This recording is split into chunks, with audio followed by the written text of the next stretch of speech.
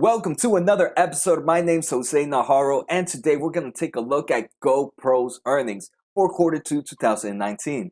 Like always, I have my buddies Bull Solo and Darth Bear ready to keep track to see how the company's doing. I'm not going to lie, this company is doing a lot better than I thought it was, but let's get started with the information.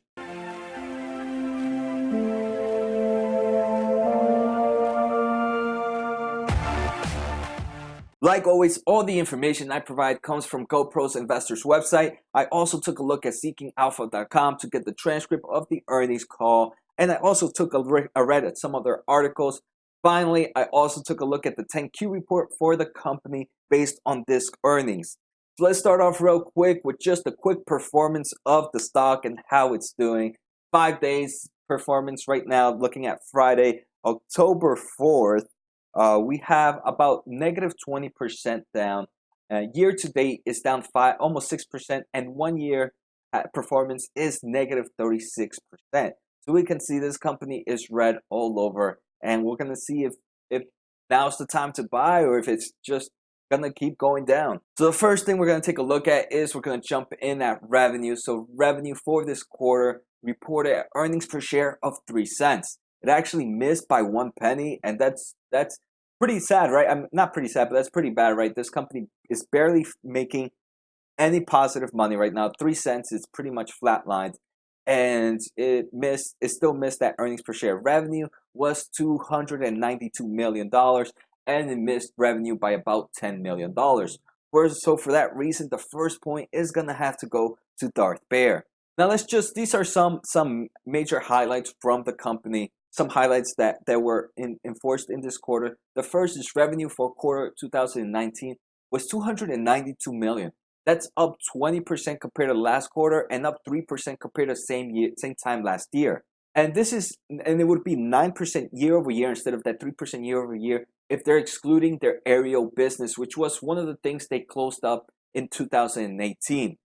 The next thing they talk about is GoPro Plus subscription service. It surpassed over 252 active paying subscribers as of July 31, and it's up 15% since quarter 1 2019 and up more than 50% year over year. And this GoPro subscription service is something I'm going to discuss pretty on, but obviously we see all these companies doing some form of subscription-based services, and GoPro is not far behind with it. Another few things I definitely enjoyed seeing was organic viewership of GoPro content, and she achieved an all-time high for quarter 2 with 158 million organic. These are non-paid views, so 158 million people went off and looked at GoPro content.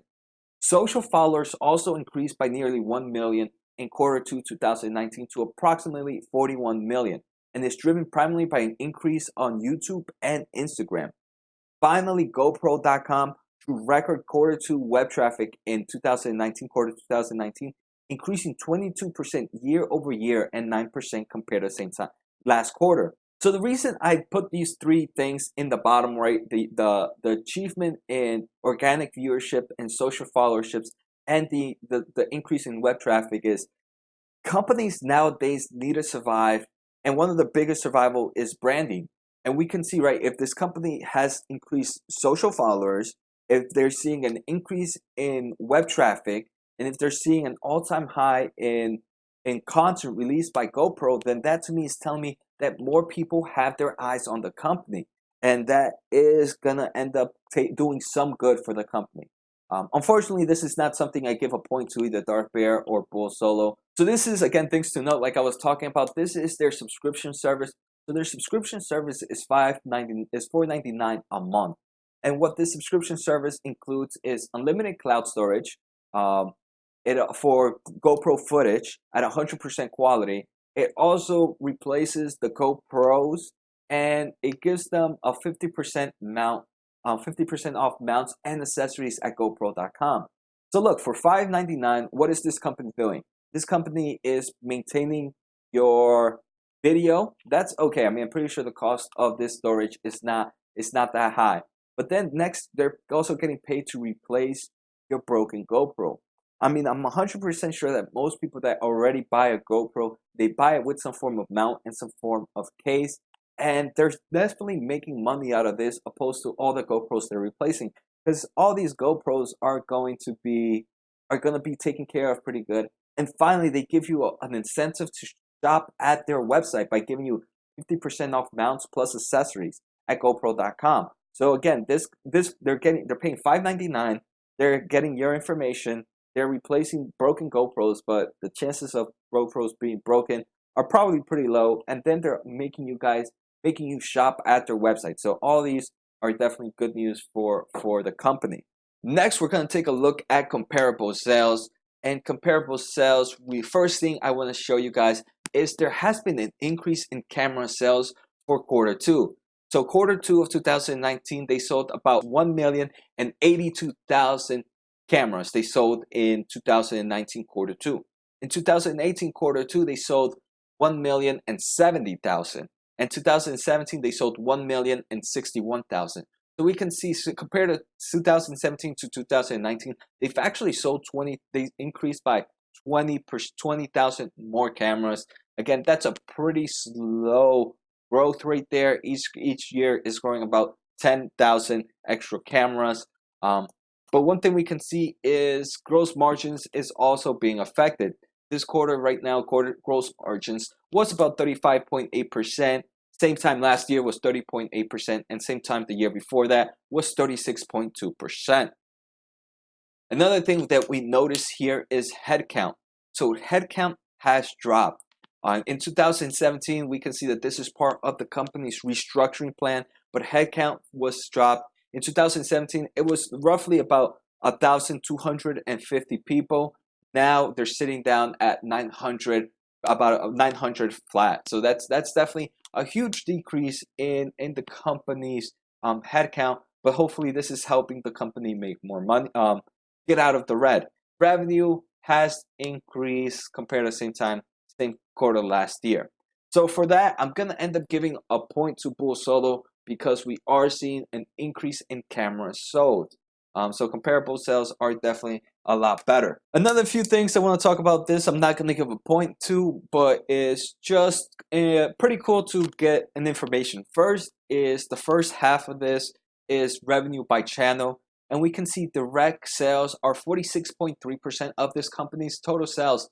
Distribution is 53.7%. Pretty much half and half. So this company's half of the revenue is sold from its own website, and the other half is sold from distributions. So that to me is, I would consider it good news because it means that this company can actually do pretty well with just selling off its website, right? If 50% of the total thing is from its direct, it to me tells me that it's not dependent on the other brick and mortar motors or the other websites to actually sell its products. And that's what I'm trying to go with this, right? Obviously, I wouldn't want to see distribution revenue from distribution end, but it's good to know that this company does not seem to need them, right? Because distribution is broken down by like Best Buy, Target, all these distribution different companies make up 53.7%, when GoPro on its own makes 46.3%. So let's say Target just stops selling GoPros, then that's okay because this company is still doing pretty much fine. The next thing I just want to note is Americas make up again about 50% of the company's total sales, and the other two are kind of divided pretty evenly with Europe, Middle East, and Africa. Those make up about 28%. Asia and Pacific region make about 23%. So you can see they're pretty much close to close, but Europe and Middle East are a little basis points higher. Next, another thing, this is one I definitely like. So all this information, obviously I post is because I feel like it can give you guys some form of value by looking at it. The first thing is this company does have a nice healthy cash and cash equivalents balance sheet, right? Right now it's sitting at about $130 million of cash and cash equivalents. And we're going to take a look later on at how much debt this company has, but it's not too far off from what this company has in cash and cash equivalents. One thing I don't like though is the next one we take a look at is days sales of outstanding. So this is how long the company takes for it to collect its money after a sale. So in quarter two 2017, it was collecting its money about every 30 days, where now it has been increasingly in the quarter and now it's sitting at 45 days that it takes for this company to collect its money. 45 days is not too long, but it's definitely never a good time and never a good thing to see that increase of days of sales. Next, we're going to take a look at inventory, and inventory for this company is kind of pretty similar to how it normally is. It seems to be within that $120 million range, and right now sitting at 129.2. The final thing I want to take a look at is inventory days. Inventory days here we can see from quarter 2 2017 to now, it fluctuates from as low as 40 days to as high as 81 days. So right now, right, we can see it jumps between 40 to, it seems, 80. And right now it's sitting within that range. So to me, it's nothing funky going on here. But again, just data for you guys to know how long it takes for inventory to move out of this company. So some things to know. They do have, so if you guys did not know, GoPro has two applications on the App Store and the Apple Store. The two applications were Quick, which was Quick Mobile, which was an editing application where people can put in a video and edit their video through mobile app. The next one is their GoPro application, the ones that you use if you have a GoPro. Now, since it's both owned by them, what they ended up doing is merging both of these apps. So how does that help GoPro? Well, let me tell you. The majority of Quick app users are non-GoPro owners who use the app to create and share edits of their smartphone footage. So now we have those people gonna end up downloading the GoPro application. So we have non-users, non-customers now using a GoPro application. So that's building that brand awareness, and I think that's actually a pretty smart move for the GoPro as a whole. So these are going to be potential customers. They could be potential customers, right? And the other thing I want to talk about is, in the light of uncertainty around the tariffs, they proactively increase US-bound camera productions. They have also moved some of their production from US to Mexico, which again supports their goal to mitigate the possible impact of tariffs, as well as recognize some cost saving and efficiency in supply chains. So GoPro is moving to Mexico, guys. GoPro is moving to Mexico. Next, let's talk about some shareholder returns. And this company has no shareholders return at the moment. And we'll take a look. Obviously, for that, we're going to have to give a point to Darth Bear. So Darth Bear here has 2 points, I think, while Bull Solo right now only has 1. So one thing we're going to take a look later on is well, we actually can see it from the previous slides of revenue. The company is growing at a pretty slow rate. And you normally, a company with slow growth means that it's most likely topped off its stuff, and it would usually expect to have some form of positive shareholder returns, but GoPro does not have any. It has no dividends, and it has no current buyback shares. So that's it for that. Next, we're going to talk about is that, and this company only has right now $175 million of senior notes for 2022, and it has that at a 3.5% interest rate.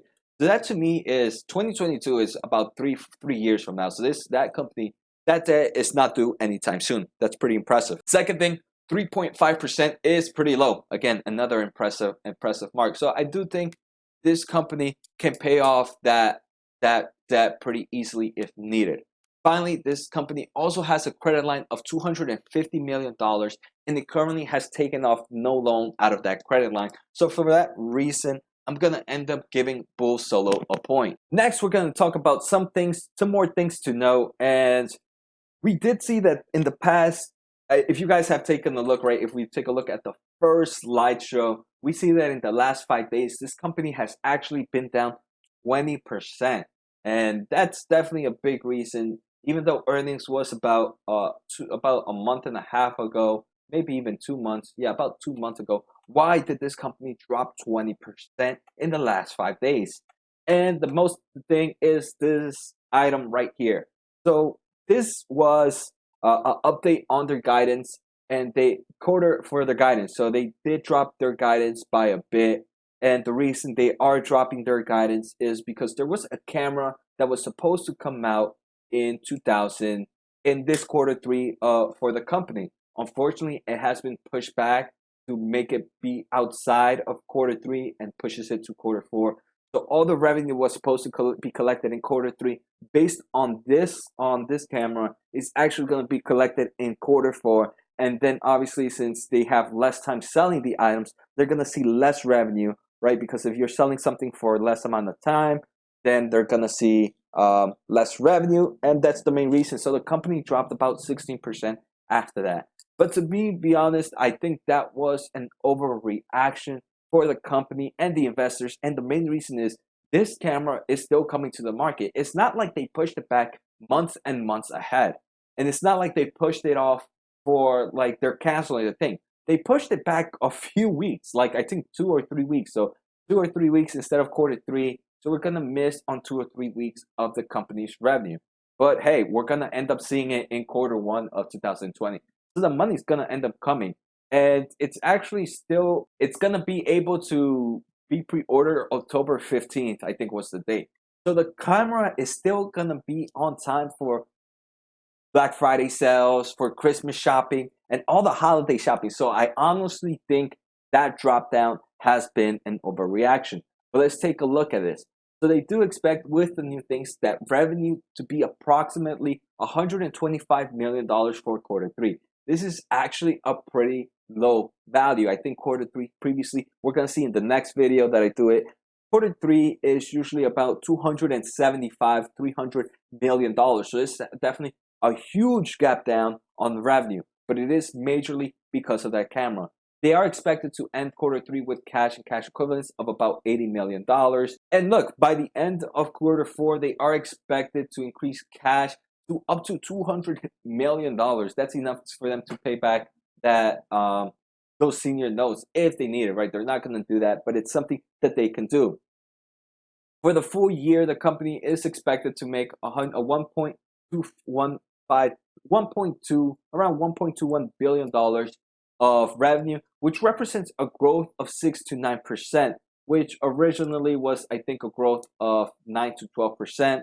And they are expected to have earnings per share, non-GAAP earnings per share of 30 to 35 cents, a significant improvement of a loss of 23 cents in 2018. So those are pretty good, crazy numbers. All right, so next we're going to take a look at outlook based on analysts. And this is after all this information has been updated. I've seen that there has been some revisions on some of these, and this has taken place. I've collected this information after the new guidance has taken place. So these are closer to the actual values that they're expected.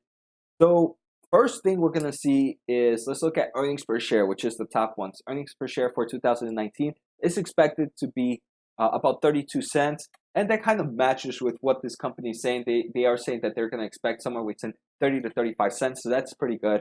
And then for December 2020, they are expecting about 43 cents. So we can see this company is growing. It is growing from 32 cents. And this is compared to the same time last year was about negative 78 cents. So negative 78 cents to 32 cents to then 43 cents. We can see this company is growing. Next, we're going to take a look at revenue. So revenue for 2019 is expected to be $1.23 billion. The company gave us an estimate of about 1.215 to 1.25. So again, we're within that range. And for 2020, it's 1.27 billion. So we can see again, there is a growth. And if we take a look at 2018 was $1.15 billion. 2019 is expected to be 1.23 billion, and 2020 is expected to be 1.27 billion. So again, there is growth in this company. It's happening pretty slowly in my opinion, but there is growth. And for that reason, I'm gonna end up giving a point to Bull Solo. So it's actually pretty close for this company between Darth Bear and Bull Solo, right? So the company itself is not in a bad state. What would I value it at in this episode? In the next episode, I'm going to take a better look at their financial numbers and help me decide of what I should value the company at. But we can see here, right, based on current stock price, the PE ratio is about a 9.73. I actually think that might be based on 2020. Let's actually, what is the actual stock price at this moment? GoPro is $3.99 right now. So at 3.99 divided by the 43 cents. This company has a PE ratio of about 9.27. So that to me is actually a very, very low number.